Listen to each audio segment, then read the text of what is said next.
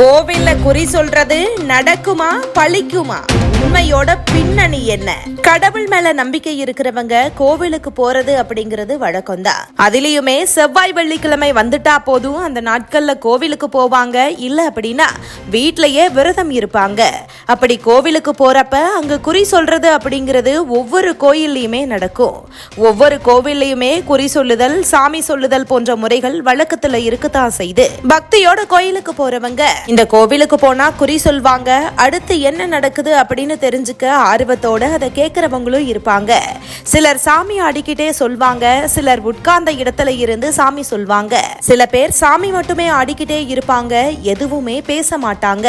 அப்படி சொல்வது ஒன்று உடனே நடக்கக்கூடும், இல்ல அப்படின்னா வாழ்க்கையில சில நாட்கள் கழிச்சு நடக்கும். ஆனா நடக்கும் அப்படின்னு நம்பி இருப்பாங்க.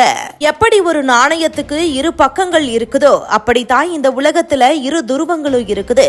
நியூட்டனோட 3ஆம் விதி கூட எல்லாத்துக்குமே எதிர்விசை உண்டு அப்படின்னு சொல்லுது. வாழ்க்கையில நன்மை அப்படின்னு ஒண்ணு நடந்தா நிச்சயம் அதற்கு எதிர்வினையும் ஒண்ணு நடக்கும். ஜாதக அடிப்படையிலும் பலர் கணிச்சு இதுதான் உங்க வாழ்க்கையில நடக்கும், இதுதான் நடக்க போகுது அப்படின்னு கணிச்சு சொல்வாங்க. இப்படி கடவுள் மேல நம்பிக்கை இருக்கிறவங்க சொல்றது சரியா இல்ல தவறா அப்படிங்கிறது அவங்களோட மனமே காரணம் அப்படின்னு சொல்றாங்க. இறை நாட்டமும் முறையான இறை வழிபாடு செய்யறவங்களுக்கும் தியானம் தவம் இருக்கிற கட்டுக்கோப்பானவங்களுக்கும் சாமி வந்து அருள்வாக்கு சொன்னா அது நிச்சயம் பலிக்கும் அப்படின்னு கூட ஒரு வகையில சொல்லப்படுது. அந்த வகையில கோவில்ல ஒருத்தர் சாமி வந்து குறி சொல்றது அப்படிங்கிறது கடவுள் மேல நம்பிக்கை இருக்கிறவங்க அந்த குறிய கேட்டு அதன்படி பின்பற்றுவாங்க. அது போல ஒரு வீடியோ தான் இப்ப இணையதளத்திலையும் வைரலா பரவிட்டு வருது.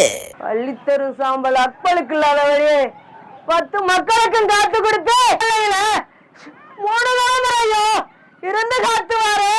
ஏ மகளே நொம்பளப்பட்டு நிக்கிறேன். 3 வருஷம் 6 மாசம் 17 நாள் அல்லல் பட்டு அலமாரி நிக்கிறடா. இந்த சித்திரம் பௌர்ணமியோட அது முடிஞ்சிருச்சு. கலங்காத மகளே காத்து தருவே.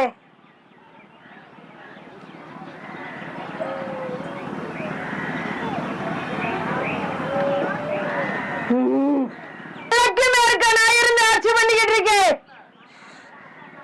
இருக்கு எல்லைக்கு மேற்க நான் இருந்து ஆட்சி பண்றேன்டா. ஆபத்துல காத்து தருவே.